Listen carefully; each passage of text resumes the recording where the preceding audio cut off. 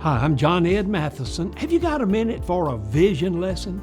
Years ago, there was a preacher who called together all of his pastors, and he was going to give them a sort of a vision, invited a great visionary man to come and speak to them, and he was talking about what the future could be.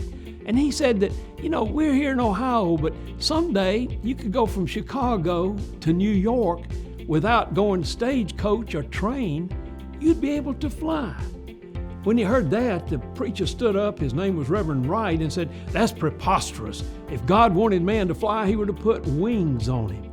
And he said, "Don't you all listen to that." But the pastor's two sons were sitting on the front row. One of them's name was Wilbur, and the other was Orville.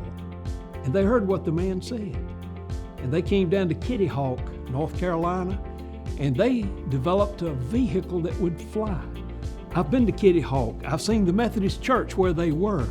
And the church, the women did sewing for the wings, and some of the cloth that was left over, they made dresses for the little girls in the Sunday school.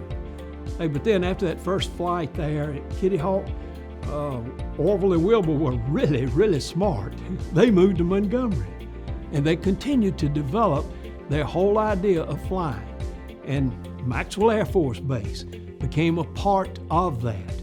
And today, there's been constructed a replica plane of that first flight, and it's right out off Interstate 65. You see it when you come into Montgomery.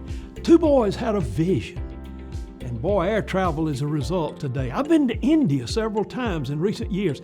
I'm glad I didn't have to go by boat.